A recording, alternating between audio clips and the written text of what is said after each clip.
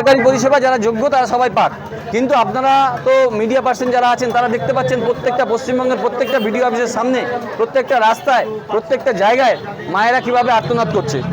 যারা যোগ্য তারা পাচ্ছে না। তাই সেই আর্তনাদ আমরা বলার থেকে পশ্চিমবঙ্গের মানুষ মিডিয়ার মাধ্যমে তারা কিন্তু দেখতে পাচ্ছে।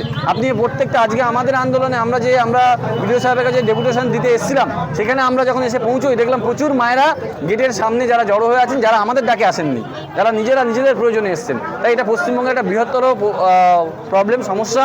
এই সমস্যা ইমিডিয়েট আমরা চাইবো, সরকারের কাছে আবেদন রাখবো এই সমস্যার যাতে সুরাহা হয় এবং ইমিডিয়েট প্রত্যেকটা যোগ্য মায়েরা যাতে পান, এই ব্যবস্থা যাতে করে সরকারের কাছে, এটা আমাদের অনুরোধ থাকবে।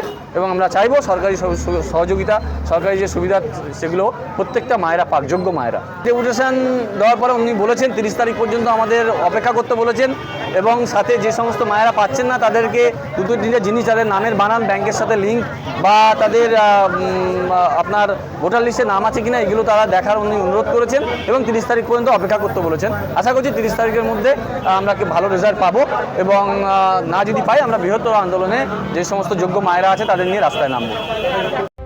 Vision News 29